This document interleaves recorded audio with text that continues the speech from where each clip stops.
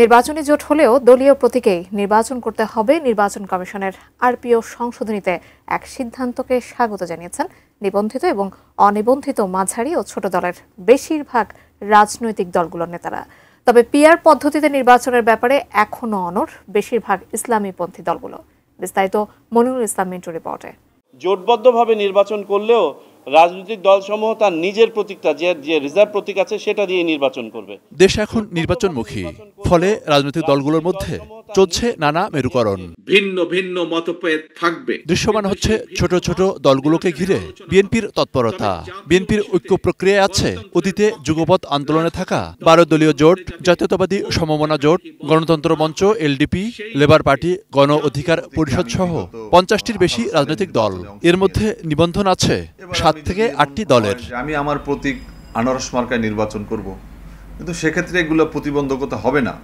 তবে যাদের নেতৃত্বে জোট হবে সেই জোটের প্রধানতম দলের মার্কায় যেন অন্য শরিকরা নির্বাচন করতে পারে, এটা করলে ভালো হবে।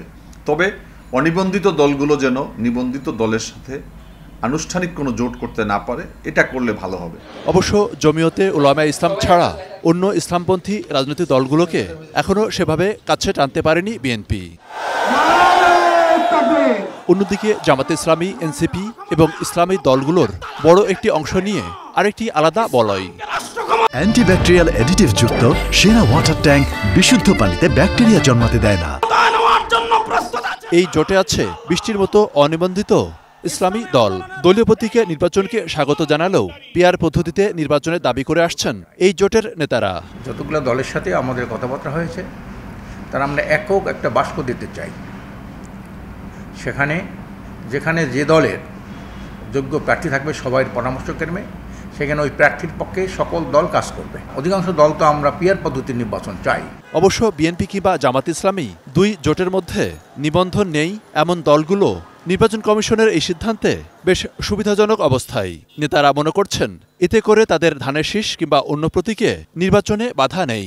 আমরা একদিক দিয়ে আপনার মোটামুটিভাবে আমরা মানে চিন্তামুক্ত আছি যে আমাদের যাদের নিবন্ধন নাই, এই ধরনের অনেক রাজনীতিবিদ আছেন যারা 2018 সালে নির্বাচন করেছেন, আপনার 2026 সালেও তারা নির্বাচন করবেন, তাদের জন্য কোনো সমস্যা হবে না, তারা বিএনপি প্রতীক নিয়ে নির্বাচন করতে পারবে।